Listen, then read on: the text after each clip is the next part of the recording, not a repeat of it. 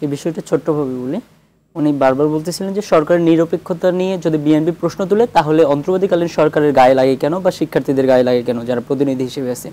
আমি এই জায়গায় একটু বলি যে প্রশ্ন ওটাই নাই, বলছে নির্বাচনকালীন সময়ে সরকার নিরপেক্ষ আচরণ উত্তরটা দেখ। হ্যাঁ, আমাদের তো বারবার বলা হয়েছে, আমাদের আসিফ মাহমুদ সজীব ভুইয়া ভাই পোস্ট করেও সেদিন জানিয়ে দিয়েছেন যে যদি দল গঠন করতে চাই, রাজনৈতিক দল গঠন করতে চাই, তাহলে সরকারের দায়িত্ব ছেড়ে দিয়ে এসে দল গঠন করতে হবে। আমরা চাই যে ইয়াংদের একটা প্ল্যাটফর্ম হোক, বাংলাদেশের জনগণও এটা চাই, কিন্তু সংস্কার প্রশ্নের জায়গায় আপনাদের গায়ে লাগে কেন? আমরা যখনই বলি যে সংস্কার এবং নির্বাচনের কাজ দুটো একসাথে চলুক, সে প্রশ্নে আপনারা কখনোই আসতে চান না।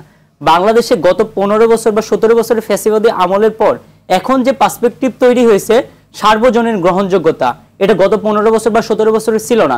ভবিষ্যৎ 5 বছরে যে হবে তার গ্যারান্টি কোথায়? আমরা তো এখন দেখতেছি যে প্রত্যেক জায়গায় এই দ্রব্যমূল্যের ঊর্ধ্বগতির যে কথা বললেন, সেখানে তো নতুন সিন্ডিকেটের আবির্ভাব হয়েছে, নতুন চাঁদাবাজির আবির্ভাব হয়েছে।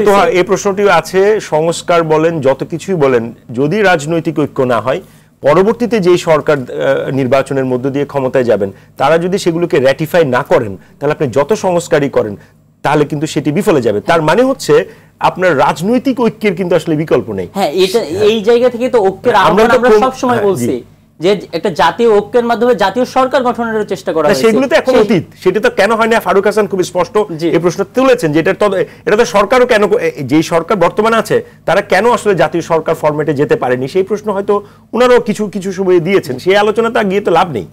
আপনি যদি একটু আলোচনাটা আগান যে মানে সরকারের পৃষ্ঠপোষকতায় কোনো রাজনৈতিক দল, সরকারের পৃষ্ঠপোষকতায় রাজনৈতিক দল হওয়ার কোনো সম্ভাবনা নেই। যদি রাজনৈতিক দল গঠন হয় তাহলে সরকারের দায়িত্ব ছেড়ে দিয়ে এসেই রাজনৈতিক দল গঠন হবে। আর যারা সরকারের দায়িত্বশীল আছেন তারা রাজনৈতিক দলের অংশীদারিত্ব থাকতে পারবেন না। যদি রাজনৈতিক দল গঠন করা হয় তারা দায়িত্বে রয়েছেন, তারা শুধুমাত্র অন্তর্বর্তীকালীন সরকারের দায়িত্ব পালন করবেন, তারা কখনোই রাজনৈতিক দলের অংশ হতে পারবেন না। এটা আপনাদের পক্ষে? হ্যাঁ, এটা আমাদের স্পষ্ট। মানে তিনজন যে ছাত্র প্রতিনিধি আছেন তারা কোনোভাবেই উপদেষ্টা হোক যে কোনো ফর্মে এই রাজনৈতিক দলের সাথে তাদের কোনো যোগসূত্র নেই না। যদি তারা দায়িত্ব ছেড়ে দিয়ে আসেন তাহলেই শুধুমাত্র রাজনৈতিক দলের অংশ হতে পারবেন।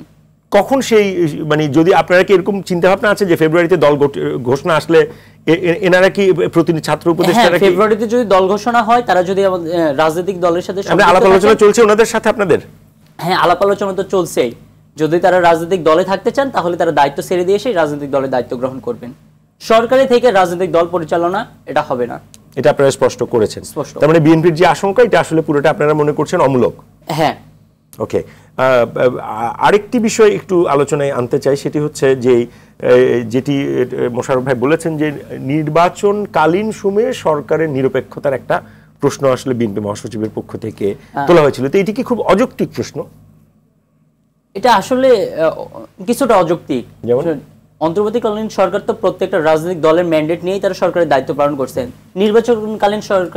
নির্বাচনকালীন সময়ে তাহলে তারা কোন দলের পৃষ্ঠপোষকতার দিকে তো কখনোই যাবেন না, তারা তো সকল দলের দিকে সমানভাবে দৃষ্টিপাত করবেন।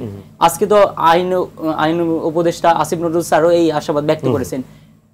নির্বাচন কমিশন সেইভাবে কাজ আগাচ্ছেন বা সংস্কার কমিশনগুলোও সেইভাবে প্রস্তাবনা দিয়েছেন।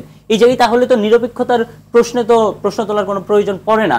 সরকার বারবার বলতেছেন যে সবাইকে নিয়ে ঐক্যের মাধ্যমে নতুন বাংলাদেশ উপহার দিতে চান। সেটা যখন নির্বাচন হবে, নির্বাচনকালীন সময়ে তারা নিরপেক্ষভাবে একটা সুষ্ঠু নির্বাচন বাংলাদেশের মানুষকে উপহার দিতে চান। আরেকটা না, আপনি বলেছেন এটি আপনার বক্তব্যটিও সত্য। আবার আমাদের এই অনুষ্ঠানে অনেক অতিথি যারা এসেছেন যারা রাজনৈতিক দলের প্রতিনিধিত্ব করেন, আমি ফারুকেরটাও শুনবো, তারা সরকারের সাথে যেই পর্যন্ত ডায়ালগে যেতে পেরেছেন দ্যাট ওয়াজ ভেরি মানে খুব শর্ট, খুব বেশি কথা বলার সুযোগ আসলে তারা পায়নি। বিএনপির পক্ষ থেকেও বলা হয়েছে, অন্যান্য রাজনৈতিক দলগুলোর পক্ষ থেকেও বলা হয়েছে। তাহলে এই 5 মাসের মধ্যে যদি রাজনৈতিক দলগুলোর সাথে সরকারের সেই ব্রিজিংটা না হয় তাহলে সেটা কবে হবে? সরকারের এই জায়গায় একটা দুর্বলতা রয়েছে যে রাজনৈতিক দলগুলোর সাথে আরো বেশি পরিমাণে বসা উচিত ছিল এবং রাষ্ট্র পরিচালনায় তাদের মতামত আরো অধিকভাবে গ্রহণ করা উচিত ছিল। কারণ রাজনৈতিক দলের বর্তমানে যারা অন্তর্বর্তীকালীন সরকারের বর্তমানে যারা দায়িত্ব আছেন বেশিরভাগই হচ্ছে রাজনৈতিক দলের সাথে সম্পৃক্ত না। তাদের রাজনৈতিক দূরদর্শিতার কিছুটা অভাব রয়েছে, এটা আমরা নিজেরাও স্বীকার করি। যেহেতু চারিদিকে শিক্ষার্থীদের সাথেও এই ধরনের বিশৃঙ্খলা চলছে। আজকে আপনি দেখেছেন, হ্যাঁ, শাহবাগে শিক্ষকদের উপর হামলা হয়েছে, এটা খুবই ন্যাক্কারজনক হামলা। এটা এই নতুন বাংলাদেশে দায় কাকে দিবেন আপনি? এই নতুন মানে বাংলাদেশে এগুলোর দায় আপনি কাকে দিবেন? এটা তো আর ফ্যাসিস্ট, এগুলোর দায় সরকারকেই দিতে হবে। কারণ বাংলাদেশের মানুষের যদি মৌলিক চাহিদা পূরণ করতে না পারেন তাহলে তো তারা দায়িত্ব পালন করতে ব্যর্থ। কারণ বাংলাদেশের মানুষের তো খুব বেশি চাহিদা না, তারা চায় যে দুবেলা দুমুঠো ডাল ভাত খেয়ে বেঁচে থাকবেন। শিক্ষকদের তো চাহিদা এটাই ছিল, সেটা যদি পূরণ করতে ব্যর্থ হন তাহলে তো সেই সরকারকে এর দায় নিতেই হবে।